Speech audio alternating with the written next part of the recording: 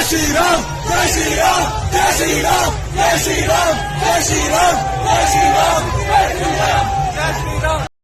अस्सलामु अलैकुम। मैं मोइन खान आपका होस्ट मुस्बसूज की एक और एपिसोड के साथ आपकी खिदमत में हाजिर हूँ।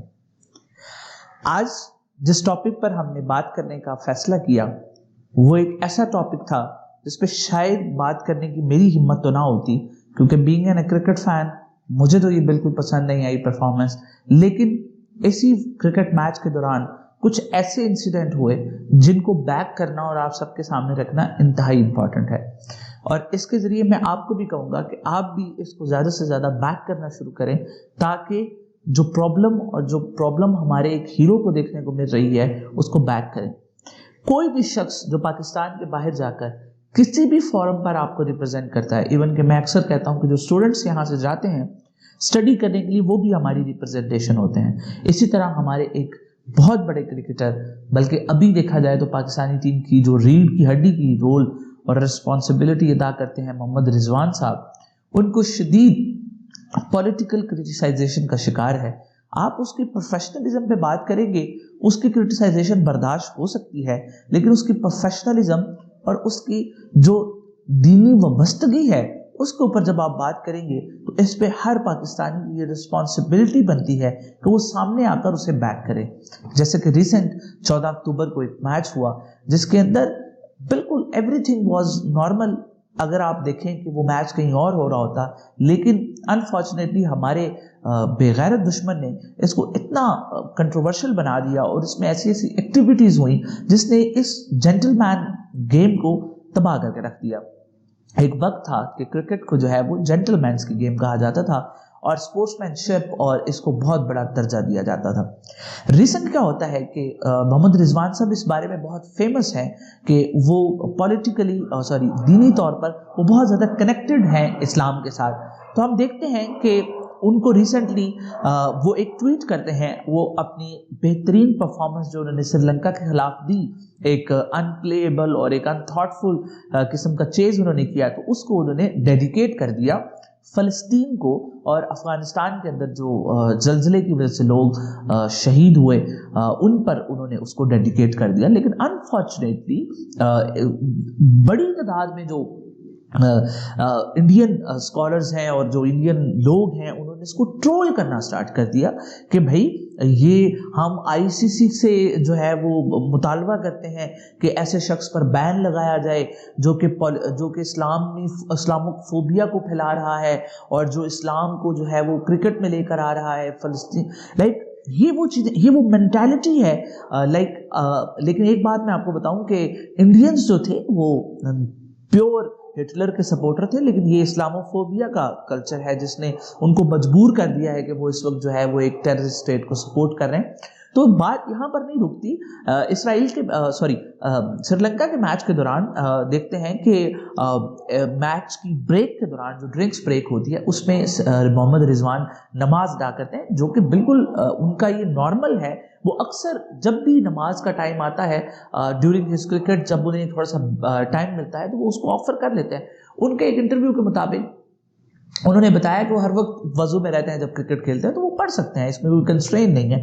उस पे एक लॉयर साहब हैं, वो बड़े फेमस लॉयर हैं इंडिया के, उन्होंने एप्लीकेशन दायर कर दी अगेंस्ट रिजवान को इंडिया के अंदर बैन किया जाए कि वो इस्लाम की प्रमोशन करता है ऑन द क्रिकेट। जब 1 लाख 1.5 लाख बंदा देख रहा होता है तो उस दौरान वो इस चीज़ को प्रमोट करता है। मुझे नहीं समझ आती कि अगर आप देखें तो प्रमोशन की बात आए तो सबसे ज़्यादा प्रमोशन जो है वो इंडियन खिलाड़ी अक्सर अपने फेसबुक पर और बहुत सारी चीज़ों से शो करते हैं। तो क्या वो भी हिंदुइज्म को सपोर्ट नहीं करते?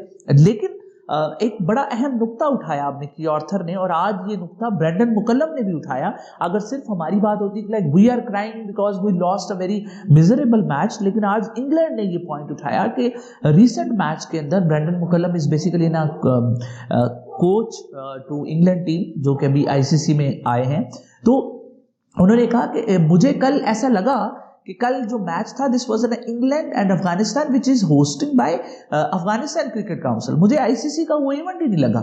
چھوٹی سی چیز انہوں نے جو بہت امپورٹنٹ قسم کی انہوں نے مینشن کی, انہوں نے کہا کسی بھی انگلش پاپ اسٹار کی یا انگلش فیمس گانا نہیں لگا وہاں پر, ہر بار پلے کیا جا رہا تھا افغان جلیبی افغان جلیبی. تو بیسیکلی نظر آئی سی سی کا ایونٹ تو لگ ہی نہیں تھا. اسی طرح آپ جب بات کریں تو مکی آرتھر بیسیکلی انگلش ہیں, بیسیکلی وہ پاکستان کے ساتھ ان کا تعلق تو ہے لیکن ان کو اردو کا اتنا نہیں پتا, لیکن ان کا بھی یہ چیز مینشن کرنا کہ ایک بار بھی دل دل پاکستان گانا جو ہے وہ وہاں پر, یہ نغمہ جو ہے وہاں پر نہیں چلایا گا. تو یہ وہ چھوٹی چھوٹی چیزیں ہیں جو کہ اس دشمن کو دیکھنے کی ضرورت ہے. اور اس سارے کے اندر آئی سی سی کا جو رول ہے وہ انتہائی عجیب ہے کہ آئی سی سی کے منہ کے اوپر ایک ایسی ٹیپ لگ گئی ہے کہ کوئی سمجھ نہیں آتی کہ ان کا اس کے متعلق ریئیکشن کیا ہے.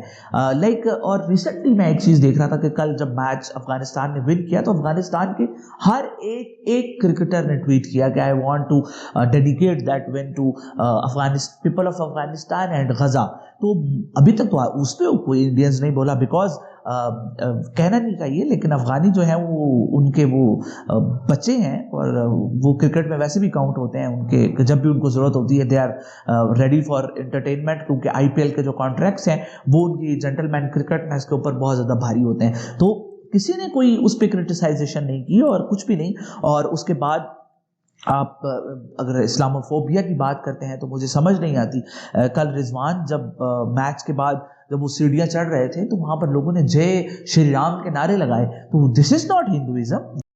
جے شری رام جے شری رام جے شری رام جے شری رام جے شری رام جے شری رام جے شری رام. یہ ہندو فوبیا نہیں ہے. اس کے اوپر آئی سی سی کو کیوں نہیں بولنے کی ضرورت, اور کیسے آپ اس طرح کے لوگوں کو اسیس دیتے ہیں کہ وہ گیلریز تک پہنچے اور انہوں نے کس طرح کے کامنٹس کیے.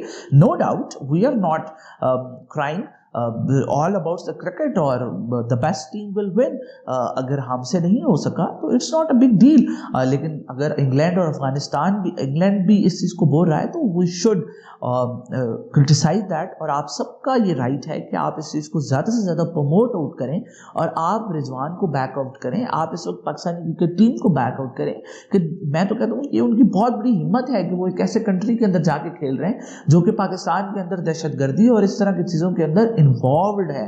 تو آپ سب سے بھی یہ گزارش ہے کہ جب اس طرح کا انسیڈنٹ ہوتا ہے تو آپ نو ڈاؤٹ ایوری بڈی جو پاکستان میں میچ دیکھتا ہے is a die hard supporter of Pakistan cricket, is a die hard fan of Pakistan cricket.